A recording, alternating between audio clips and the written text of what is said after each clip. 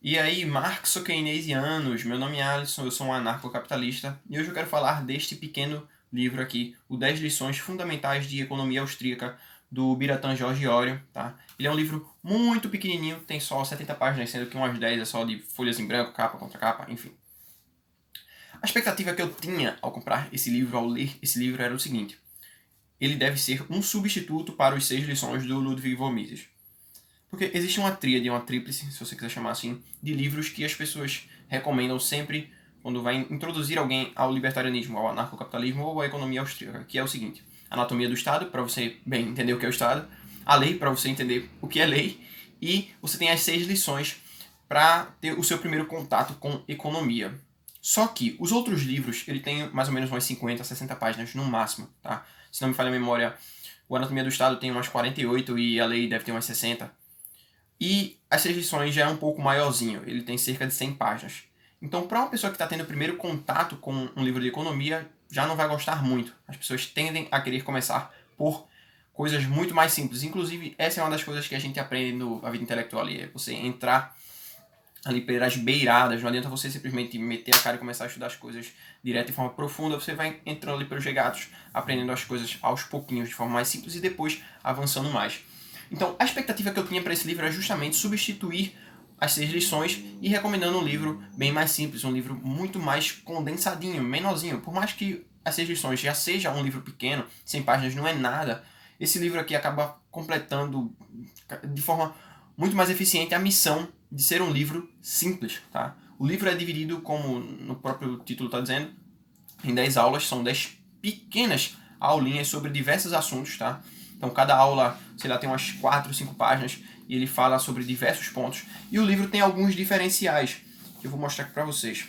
Ao final de cada capítulo, de cada leitura, por assim dizer, existe algumas recomendações aqui, não sei se vocês conseguem ver, acho que eu não vou conseguir focar por causa da iluminação. Ele recomenda aqui alguns artigos ou livros para você entender um pouco mais sobre o assunto que foi abordado. Por exemplo, esse primeiro capítulo aqui, essa primeira aula, é sobre economia e instituições.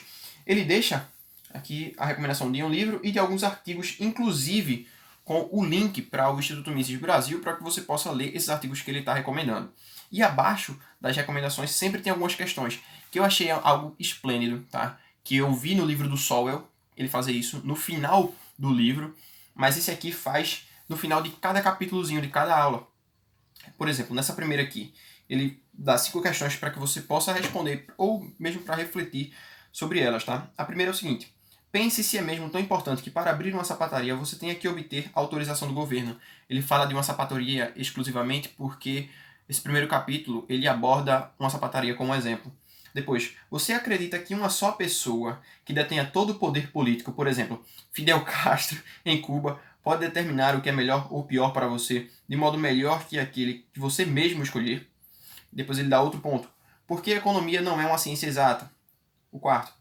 Por que a liberdade de escolha e a propriedade privada são tão importantes para o desenvolvimento das economias? O quinto. Pense na diferença entre uma economia baseada em indivíduos e uma economia baseada em coletivos. Então, por mais que você consiga já de cabeça responder essas coisas, é bom quando alguém te questiona sobre elas para que você possa refletir e para que você saiba que você próprio sabe responder essas coisas. E ele acaba falando de questões até um pouquinho mais complexas, só um pouquinho mais complexas, como por exemplo a utilidade marginal. Ele já começa a falar disso na verdade, nesse livro, de forma também muito simples. O livro inteiro aborda diversos assuntos que parecem ser mais complexos de forma simples. Quando ele fala também sobre a importância do agente empreendedor para a economia como unificador de informações, por assim dizer, ele coleta informações e transforma essa informação em uma nova informação para unir as informações, por assim dizer. E aí, para falar sobre essa questão dos agentes empreendedores, da importância do empreendedor na economia, ele cita um artigo que é dele próprio, do Iório, e ele dá o seguinte exemplo. Tu tem Maria e tu tem João, tá? Maria, ela tem um bem, no caso é um terreno, e ela não vai utilizar esse terreno. E tu tem João, que está afim de um terreno. Só que eles não têm a informação um do outro, que eles têm essas informações. E aí chega um terceiro agente, que seria, no caso, o agente empreendedor. O papel dele é conectar as informações entre os indivíduos. Eu achei muito boa a didática dele para explicar essas coisas.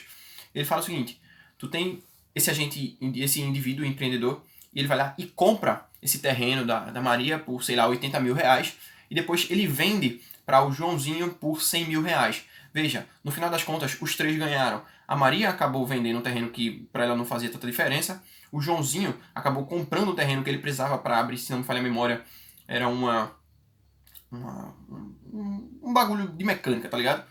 E ele também ficou em um estado superior, um estado mais satisfatório, porque ele acabou transformando a informação deles ali em um ganho pessoal para ele. Ele acabou lucrando ali 20 mil reais. Ele fala, inclusive, olha, tu nem precisa realmente ter esses 80 mil reais. Tu simplesmente precisa do seguinte, pegar um empréstimo de 80 mil reais e aí tu compra o terreno e acaba vendendo, lucrando 20 e pagando os 80 ali. Tu só precisa que os juros desse empréstimo seja mais baixo do que o valor que tu vai receber quando fizer essas transações ali com Maria e Joãozinho. Então, é um livro muito simples, tá?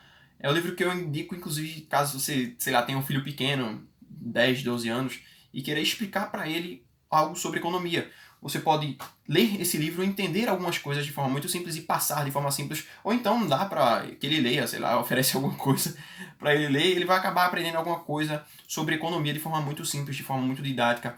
É um livro muito eficaz, muito eficiente para a proposta que ele tem, porque uma coisa é tu tentar dar uma nota de 0 a 10 para um livro sobre a complexidade dele quando ele tem, sei lá, 800 páginas. E outra coisa é quando ele simplesmente se propõe a dar algumas lições fundamentais e ele tem 70 páginas. Então tu não vai encontrar aqui o material mais denso do mundo, ele é um livro muito, muito simples, tá? É estranho eu ter que falar isso, só que na época que eu tinha Facebook, chegou gente para reclamar do Anatomia do Rothbard, porque ele disse que o Anatomia era um livro muito supérfluo, muito superficial. Mas bem, o objetivo dele é esse, é ser uma introdução. Então, não esperem que vocês vão ler algo extremamente complexo, que vocês vão ver a derivação de todas as leis da economia a partir do axioma da ação aqui. É impossível você fazer isso com 70 páginas, tá? É absurdo você tentar atribuir a responsabilidade tão grande como seria você fazer as derivações das leis econômicas a partir do axioma da ação em algo tão simples, tão pequeno quanto um livro que simplesmente se propõe a fazer uma demonstração de algumas coisas fundamentais, como é dentro do próprio livro, tá? Eu não vou me estender mais. Se inscrevam no canal, deixem o like. Eu vou tentar deixar o link desse livro aqui na Amazon, para que vocês possam dar uma conferida lá, caso vocês queiram ler. Eu acho que ele é muito baratinho, eu acho que deve ser menos de uns 20 reais, eu não lembro agora quanto é que eu paguei, porque eu comprei várias coisas. Eu estou terminando de ler ali também Uma Breve História do Homem, sobre a liberdade do John Stuart Mill. E para quem participou do desafio que eu fiz de ler pelo menos 50 páginas por dia ler 10 páginas por dia durante essa semana, deixa aqui nos comentários para eu saber quem é que foi que bateu essa meta, para quem sabe eu posso fazer um vídeo aí e citar o nome da galera. Enfim, eu fiz uma meta para mim, que era de ler 50 páginas por dia. Pô, é uma meta meio alta, só que essa semana eu decidi não ir para a faculdade, então eu fiquei focado em estudar. Na segunda eu fiz mais de 50 páginas, na terça mais de 50 páginas, na quarta eu já dei uma queda, eu li cerca de 35 páginas, não consegui bater a meta ali também. Na quinta eu consegui ultrapassar, acho que devo ter lido umas 52 páginas.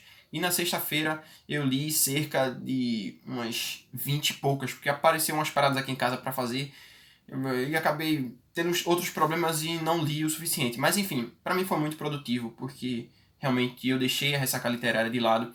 Eu li como eu deveria ler, eu absorvi o conteúdo de forma como eu deveria ter absorvido.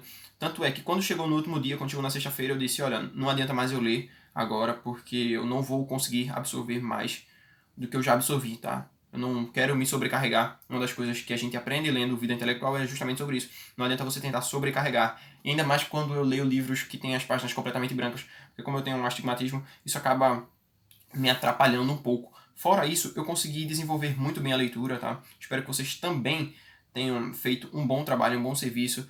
E não mintam dizendo que leram sem vocês terem lido. Porque por mais, sei lá, o nome de vocês seja provavelmente citado em algum vídeo futuro, no futuro também vocês verão o vídeo e dirão pra si mesmos, olha, achei que ia ser maneiro e tal, ser citada por fazer alguma coisa que eu não fiz, mas não deve ser muito legal não, tá ligado?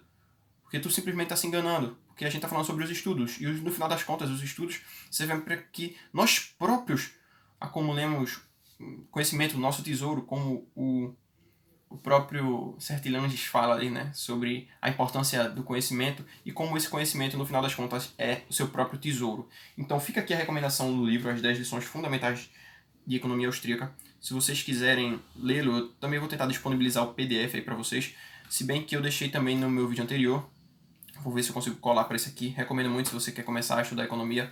Esse aqui é um bom caminho de início, tá? Não tentem ler coisas tão profundas logo de cara. Comecem de forma mais fácil, mais simples, e assim vocês vão avançando. Eu vou ficando por aqui. Deixem o seu like, se inscrevam no canal e apoiem o canal também através dos links na descrição. Valeu, falou e fui.